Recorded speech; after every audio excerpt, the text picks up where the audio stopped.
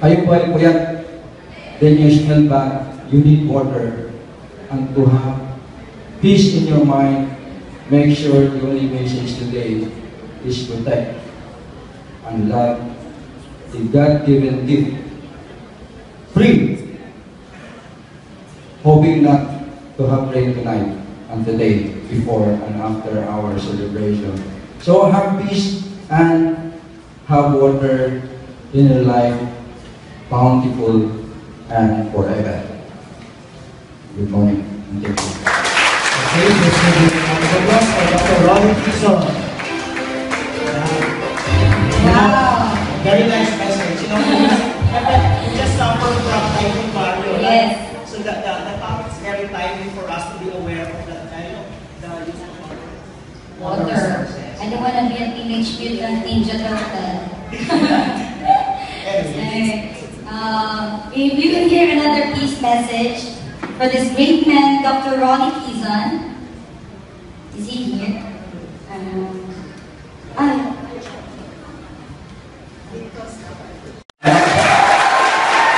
Ang mga anak ko po, na dalawang anak ko, ay milyonaryo po sila. Wala pong high school diploma.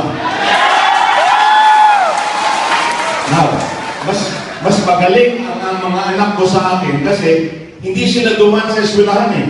Ako 19 years na po eh, sa eskwelahan eh. Kaya nabobo po ako eh.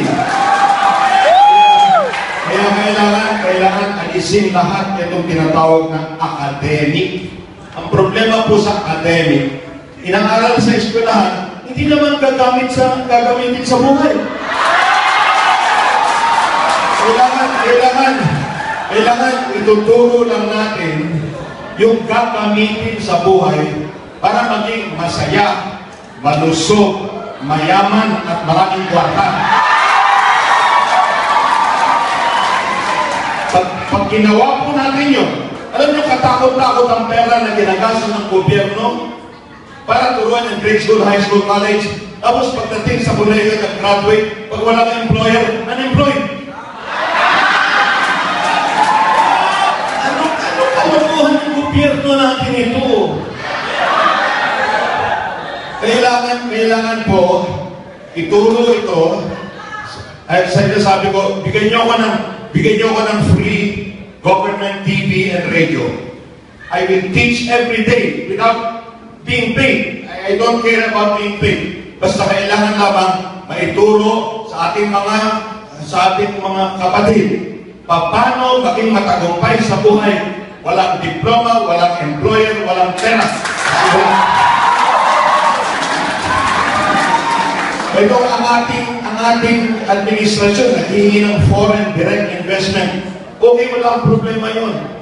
Pero hindi tayo pwedeng umasa sa foreign direct investment. Kailangan umasa tayo sa sariling sikap ng bawat Pilipino. We are 100 million Filipinos. So therefore, kung lahat yan productive, we can be one of the richest nations in the world. So kailangan po baguhin natin ang ating politika, baguhin natin ang ekonomiya, baguhin natin ang edukasyon. Pero yung pagbabago niyan ay magsisimula sa kaloob-looban natin. Tayo po lahat ay anak ng Diyos. Number one.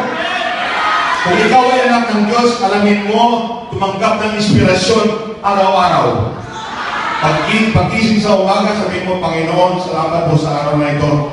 Saan po ako pupunta? Ano po sasabihin ko? Sino po kakausapin ko? Para tapos pagdating ng gabi, salamat po sa araw na ito. Sa lahat ng maraming magandang nangyayari, salamat po. Pero kahit yung mga palpak, okay lang po basta may natutunan. Para pag-gising, matutulog po ako habang nagpapahinga nga kayo katawang lupa.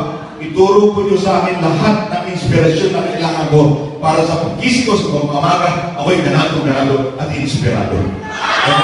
Ganun po ang kailangan natin.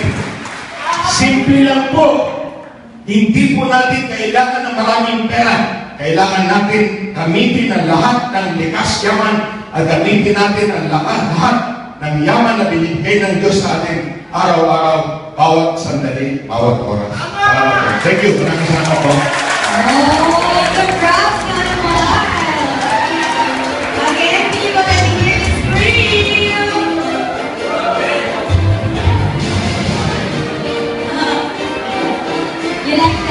Ayan, grabe. Grabe ito na naman. You know what? Thank you very much, Dr. Quezon, because our people really support that message. Anyway. Again. You want to hear them scream once more? Let's give it up for Dr. Ronnie Quezon. Yes! We're all inspired by that, sir. Anyway, another peace message should be given by Mr. Benedict Rupach. Is that correct? Mr. Benedict Rupach? Yeah. Give him a round of applause.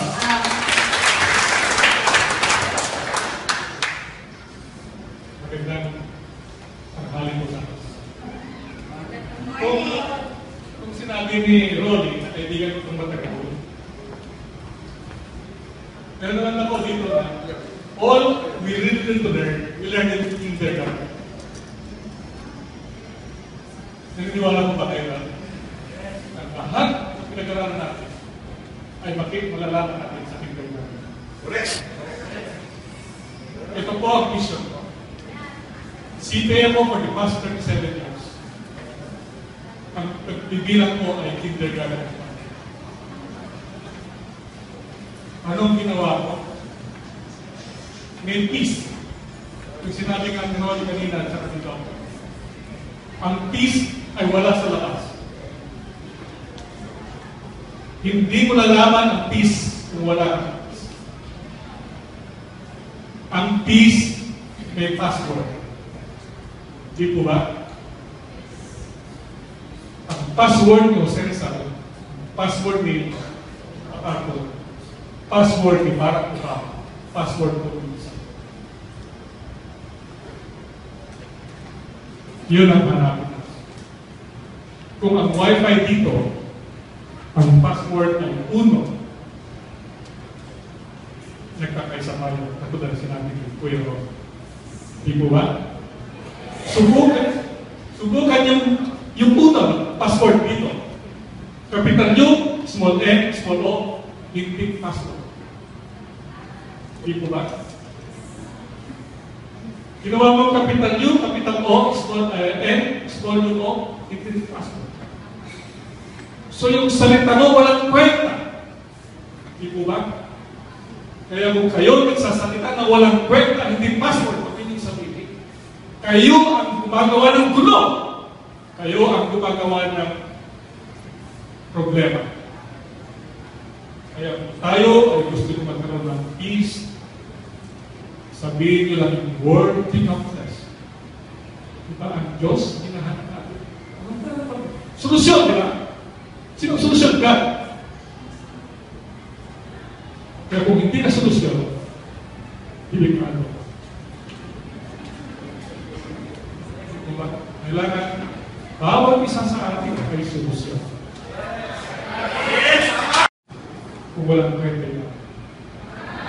Sabi ni Kuya Ron, kaya kung kaibigan si Kuya Ron, kaibigan na kami ito, ngayon ko lang nawasin namin si Kuya Ron.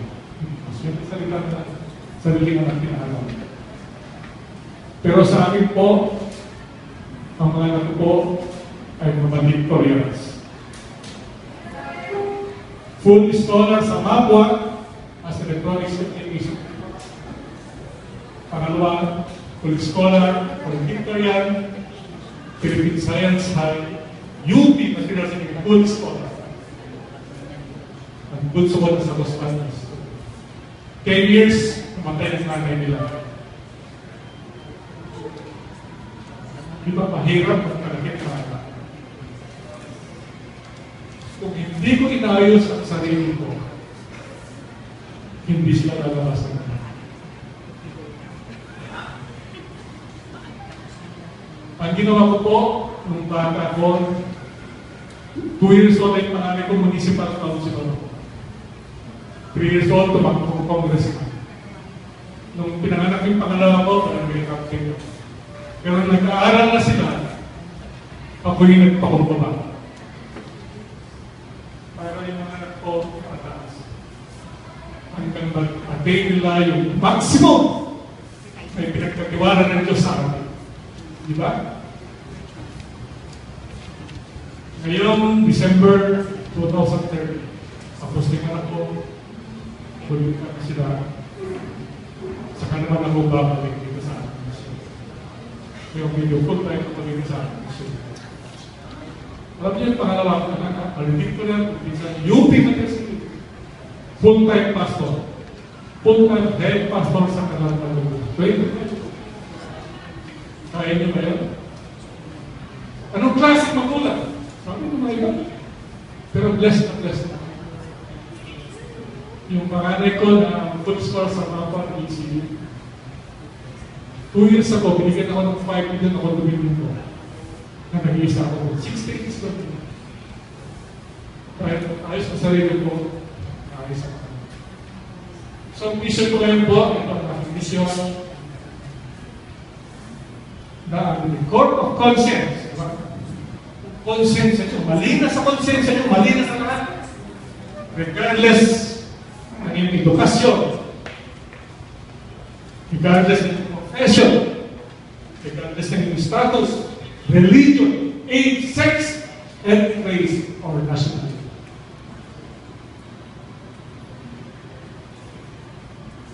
Kaya ba natin yan? Malina sa conscience. Malina sa lahat. Magkakaroon ka ng kasi wala kang madadami, wala kang magugulangan, wala kang ginayabangan, wala kang... So kung gusto nyo mas mabago pa, ang tama at mali sa batang kindergarten, nakita ko sa inyo yung whole instrument, ang tama at mali sa batang kindergarten, ang conception ay tama at mali sa mga regardless, education, profession, establish the liberties, and so meron ako mga pins na prayer ko every batasan hanggang matanda magkakaroon dito. Yung mission ko ngayon. And meron ako dito na every puro 24/7 awareness.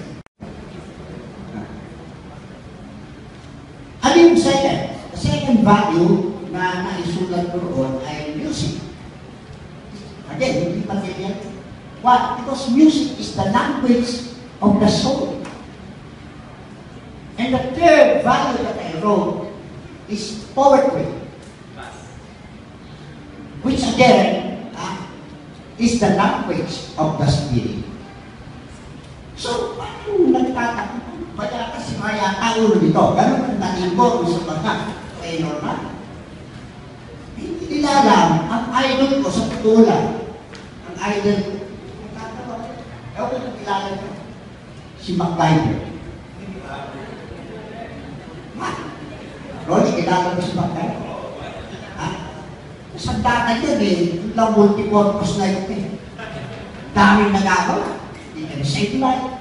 He can escape from prison. He can make bombs. Kaya idol ko yan si MacGyver. Dalahin pa sa inyo mga bata Ibang ating punong-dulo ng palatong tunay ng taon na. Tingin ko nito parang 15 yan.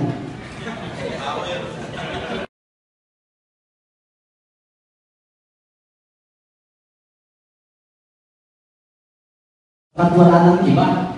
Kung pwede, yung gusto mag-upload, mag-isip muna. Kung sumasahod ka na ng 40, 50 mil, o whatever, ito ka na. Sa tingin ko, kaya ng mga angular na 40 mil na yan, di ba? Ito po. Bakit po kailangan maging caring? Kung di po natin mamahalin ng mga babayan natin, ang kapwa natin Pilipino, tayo-tayo mag-aaway. For politika, wala po mangyayari.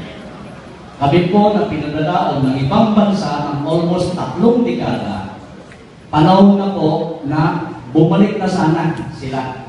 At ang call ko po rito, magagawa po lang natin yan kung mag-sharing tayo ngayon kung ano yung mga oportunidad nandito sa bansa ito. Name it, nandito po lahat.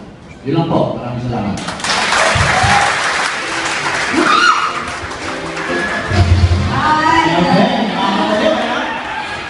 Sino yung mga OFW from the audience? Meron ba dyan? Steve, diba? Thank you very much for that message, sir. Most of us know, may mga talagmen. minimum of time is Actually, that is also one of our Yes. employees here in Luna International Corporation. We have lots of OFW outside the country. We give opportunity na alam mo yung hindi na nila kailangan maniwalay sa mga mahal nila sa buhay. Because the money they're earning will be possible to be earned in our company. Yes. Anyway, so our next speaker, ito, malagay kasi ba, is a DepEd from DepEd NCR consultant and the UN coordinator World Peace and the FPJCA Christian Academy OIC officer or office administrator. Is a private school consultant. Please help me welcome Virgil Alvarez Narosa.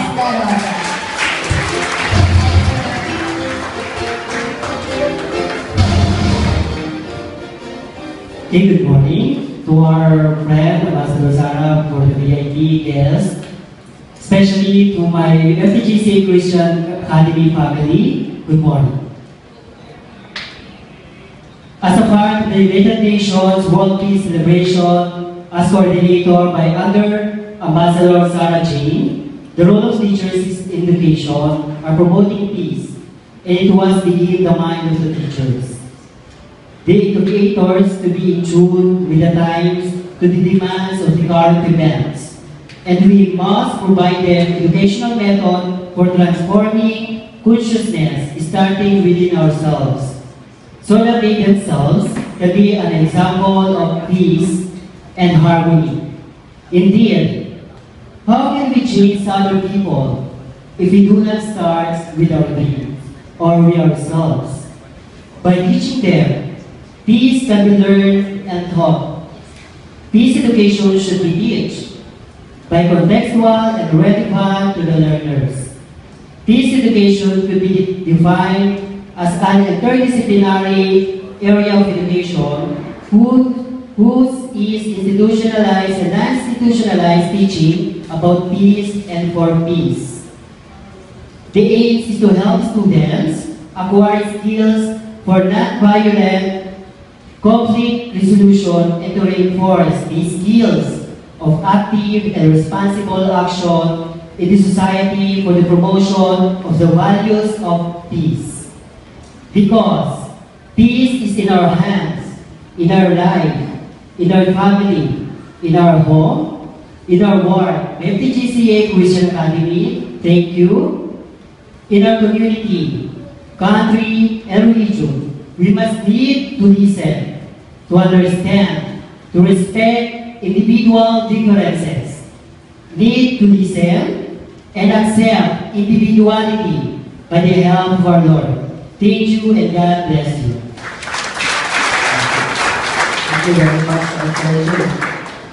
And of course, to represent also our company from Luna International Corporation, in behalf of the management, he will be giving the peace message. And he is currently the director of the Growing Wellness Center and Asia Private Center for Commons Therapy in Cubao. And of course, currently our current medical director in our company. Please help me welcome Dr. Soledad. Palakpakan natin yan! Thank you, DJ. Our distinguished guests and speakers, Honorable Ambassador Sarah Jane, the UN Peace Ambassador, friends, fellow Kaunos, good morning. Today, we celebrate UN's International Day of Peace. And as a supplement company, I try to ponder how we can contribute and participate fully in this great event. And as I keep my thoughts open, I began to realize that as part of a health and wellness industry, we are always a part in this journey towards peace. Let us first understand the word peace. Merriam-Webster tells us, or gives us different definitions. It says that it is a state of tranquility or calmness, a state of harmony in personal relations, freedom from oppressive thoughts or emotions, from civil disturbance or hostilities. Recalling the Constitution of UNESCO, United Nations Educational, Scientific, and Cultural Organization, it states that since war begins in the minds of men, it is in the minds of men that peace must be constructed.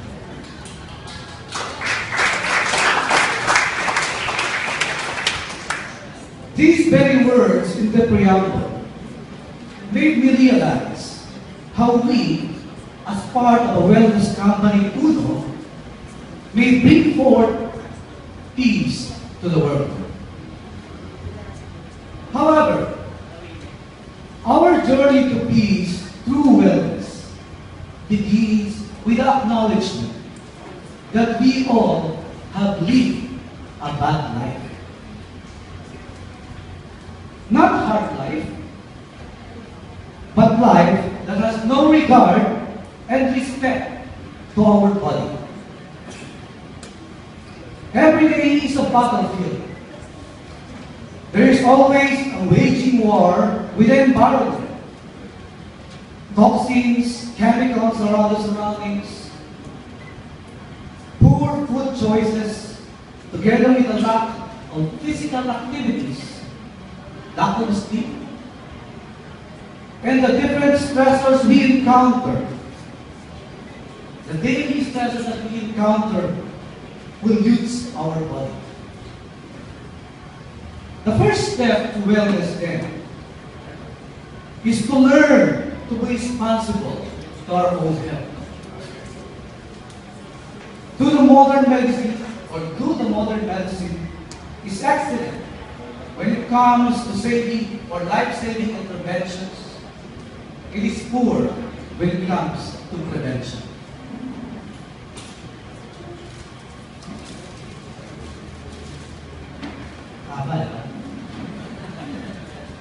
Physicians are so busy trying to keep illness under control that they rarely have time to consider prevention. Doctors like me are facing uphill battle when it comes to educating their patients on health and disease prevention. That's where Kauno comes in.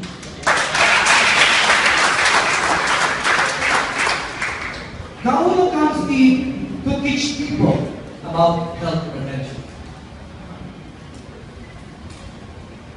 Commercials about junk foods are everywhere, and these foods are found in schools, in hospitals, and even in the households. Air and water pollutants affects every household, and we cannot deny that it affects the whole world. Every human being, our activities actually are based on convenience rather than health promotion. And though we appreciate all the convenience of modern life, cars, buses, ships, airplanes, gadgets like cell phones, computers, laptops, microwaves, air conditioning system, all of these mentioned are contributors to body pollutants. They make us sick.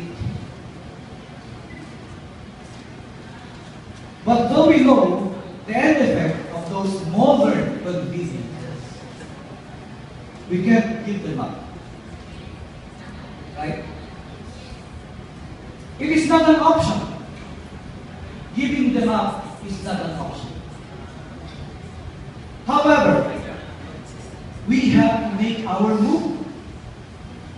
We need to protect our health and clear out our body of those pollutants.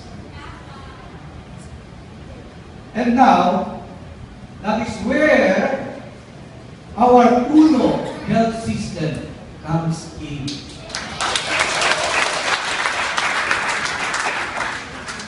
That is where our unloading, cleansing, nourishing, and overtoning, all those product works in cleaning our body and preventing illness.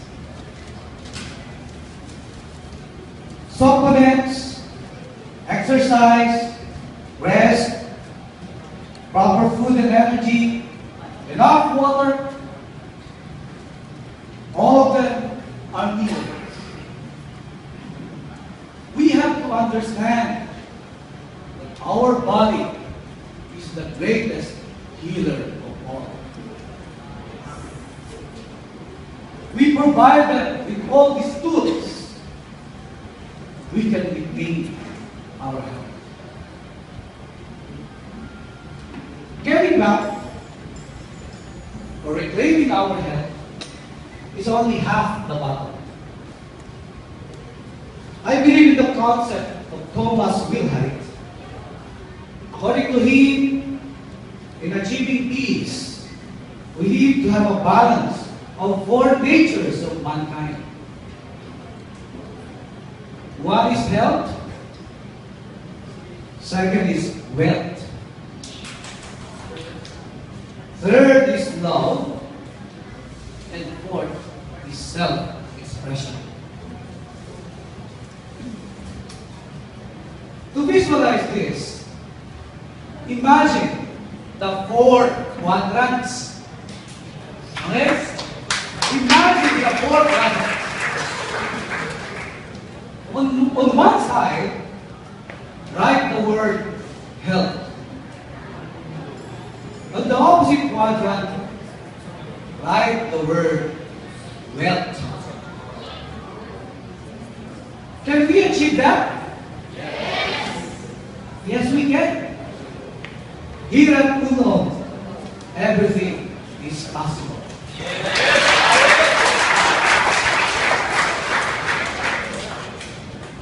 Financial success is a worthy goal.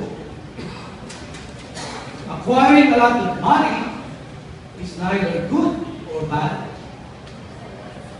Rather, it is the man's thoughts and actions who determines the goodness or badness of this use of money.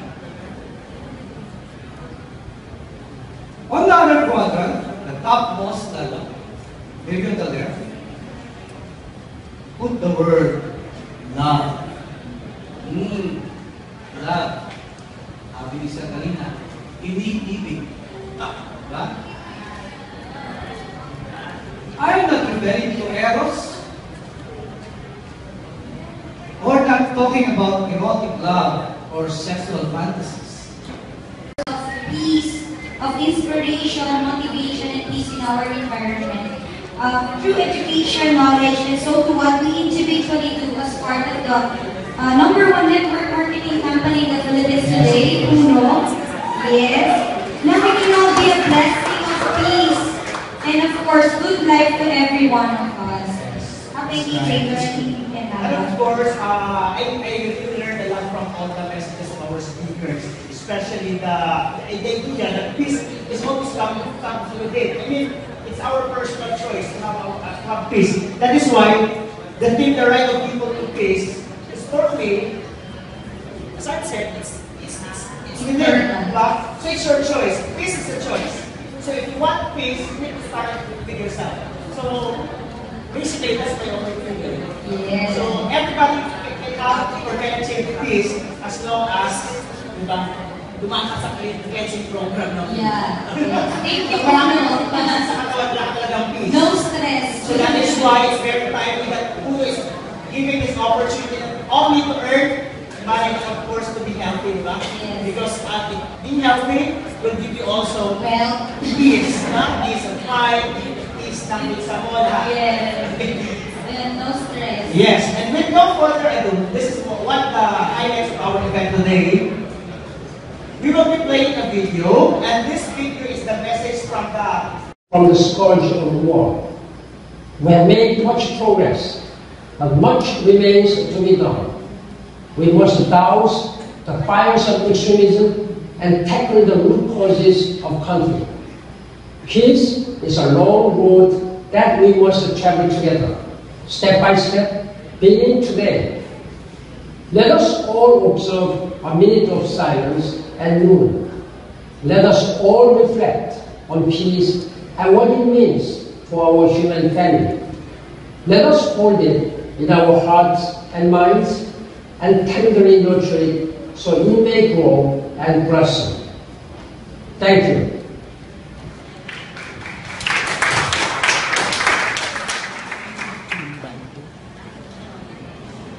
Okay. That's the Secretary General of the United Nations, but yeah, right. Of course, it's my pleasure and of course my privilege to introduce to you, of course, the ambassador herself. I will give a background about her. She is the author of Wellness for Peace and Climate Change, an internet journalist and peace ambassador, UN International Day of Peace, director, Saving for Peace, Children International, President, Wellness Pilipinas, WHO Lifestyle Disease Prevention Campaign, and UN Climate Change Peace Building Campaign. Please help me welcome, pwede bang tumayo tayong lahat? The Ambassador herself, Ambassador Zara Jane One.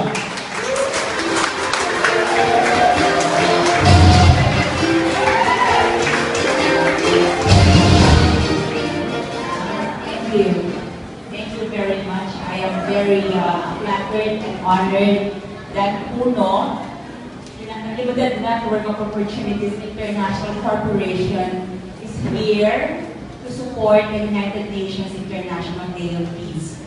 When Pierre Hernandez phoned me the last time, I wasn't really, I told her, sigurado ka ba? You really wanted to celebrate the International Day of Peace kasi medyo mahirap mag-coordinate ng iba-ibang political spectrum, lalo na po sa Pilipinas. The usual topic whenever we talk about peace is what is happening in Mindanao and what is happening to ISIS and to the Muslims and to the Christians. Now, it's the sincerity of Pierre, and I saw it. We were just talking on the phone. This is the first time that I met her personally. Thank you. And I trusted her. You know, I have that gut feeling that when you have that kampante sa tao, then your project will push through. Kahit hindi mo siya nakikita ng personal, kahit sa internet lang kayo nag-uusap. And that is our world today. It is a world where we are attuned to technology and that the internet is part of the family. And if we are not part of that, we will lose our connections to the whole world. And also, what matters is, peace now can be innovated by you, by the youth, by everybody. Do not limit yourself to the peace word of what happened in the past. Peace is the future, because what has happened in the past is violence. Violence is the past, and peace is the future. So if you look it on that way, hindi ka manghihinayang magtrabaho sa peace work. Kasi ang peace is within you. You deserve peace because you are the peace. Hindi na natin siya hahanapin sa labas. Kayo yun. Tayo yun. Kaya lang tayo naguguluhan kasi undernourished tayo. Bakit? Puro fast food ang kinakain natin. I was a stroke survivor. Hindi na ako nakakapagsalita noong 2007. 2008, I started the wellness tour. And that became my advocacy. Sabi ko, gumagana ang utak mo pero ang body was already dead. But you cannot stop. If you have a fire, a passion, go and make it happen. Do not let your health ruin you. Now, all you have to do is to take care of your body. Kapag hindi kayo peaceful, ibig sabihin, hindi kayo tutulog. Hindi kayo kumakain ng maayos, kaya kayo nakikipag-away. That is on the personal aspect. Ngayon, kung pakikialaman nyo yung politics, that is another matter. Unless you are in a position to handle that issue. But you have yourself and the family now is not limited to the mother and father. Ang pamilya natin, hindi lang yung ating magulang, yung ating mga kaibigan, kapamilya natin yan, di ba?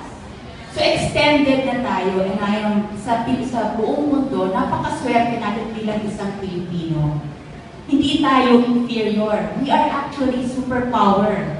You know why? Kahit saan bansa ka magpunta, may Pinoy. Okay. Bago tayo pumunta doon, I will repeat the message of United Nations Secretary General Ban Ki-moon for International Day of Peace. Para doon hindi masyado nakapakilig kanina. 21 September 2014. Today is the International Day of Peace. Each year on this day, the United Nations calls for a global ceasefire. We ask combatants to put down their arms so all can breathe the air of peace. Armed conflicts causes untold grief to families, communities, and entire countries. Too many are suffering today at the brutal hands of warmongers and terrorists. Let us stand with them in solidarity. Peace and security are essential foundations for social progress and sustainable development. That is why, 3 decades ago, the United Nations affirmed the right of peoples to peace. Throughout the coming year, we will commemorate the 70th anniversary of the United Nations. Our organization is founded on the pledge to save succeeding generations from the scourge of war. We have made such progress, but much remains to be done. We must douse the fires of extremism and tackle the root causes of conflict. Peace is a long road that we must travel together, step by step, beginning today. Let us all observe a minute of silence at noon. Let us all reflect on peace and what it means for our human family. Let us hold it in our hearts and minds and tenderly nurture it so it may grow and blossom. Signed, Ban Ki-moon, Secretary General of the United Nations. Now, our theme for this year is the right of people's peace. So I will play a video. I will not talk too much. I will just play a video on how to do it. Because our campaign now is to educate peace, to innovate peace, and to initiate peace. We educate through the Wellness for Peace education on climate change. We innovate peace through business and ecology. Okay? And then we initiate peace through interfaith, interracial, and intercultural prayers for peace. So, para madali ang kapayapaan, hindi siya elusive, hindi siya mahirap. Kasi, kayo yun, tayo ang kapayapaan. So, how do we start? The right of people's peace is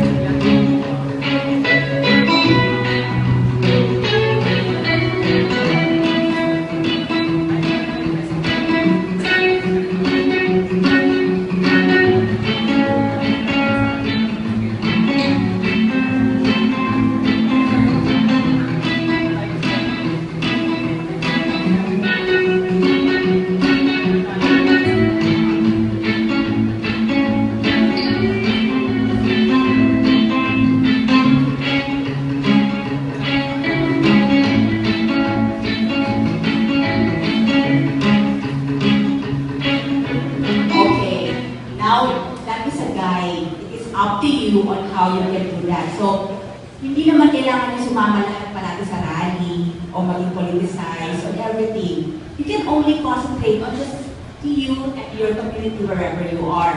Now, paano gagawin yun?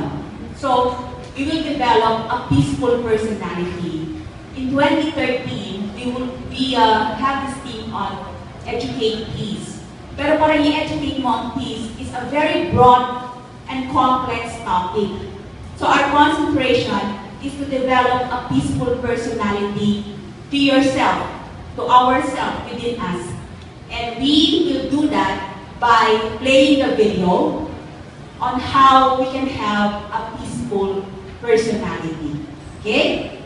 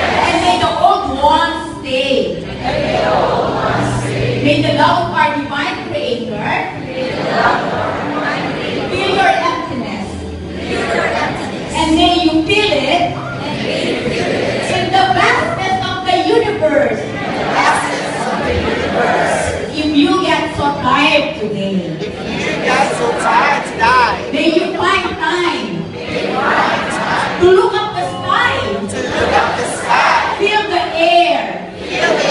Recharge. And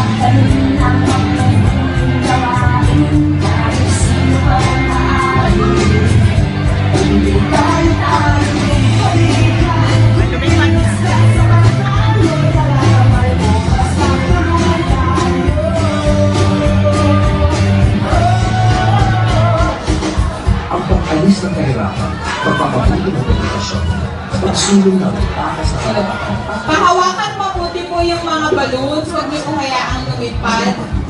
Tapos play niyo po yung instruction. We would like also to request all our VIP guests to be here on stage as well as Madam Ambassador Sarah J. Juan to give a go signal for the flight of the balloons and the white down. Dab ba yan? Hindi na white pa lang, there's a white stamp.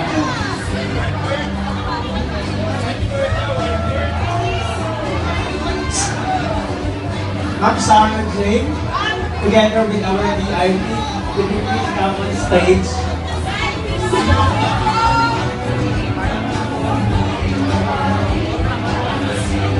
Bawat isa dapat may hawak. On the air.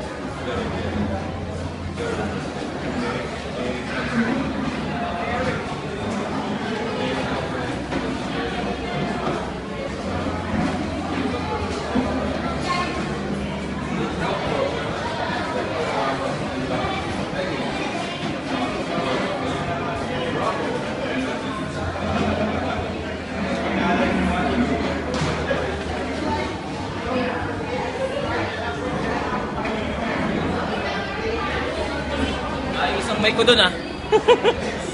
Wala nagbalik dito.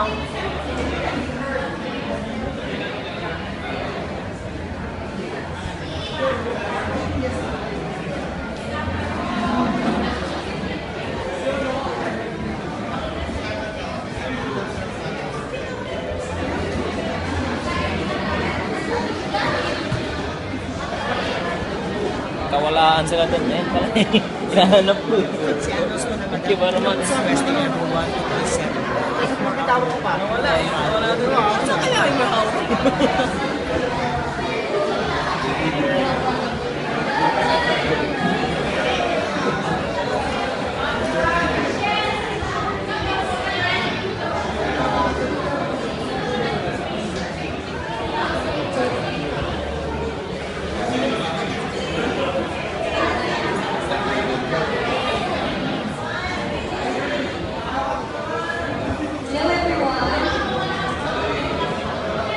We're not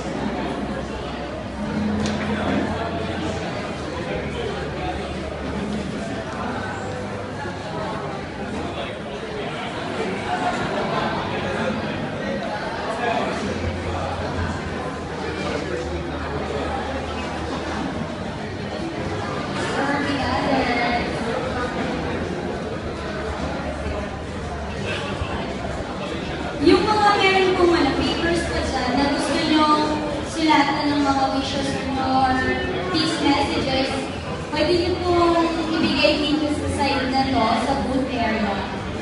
So we can also contribute po sa United Nations.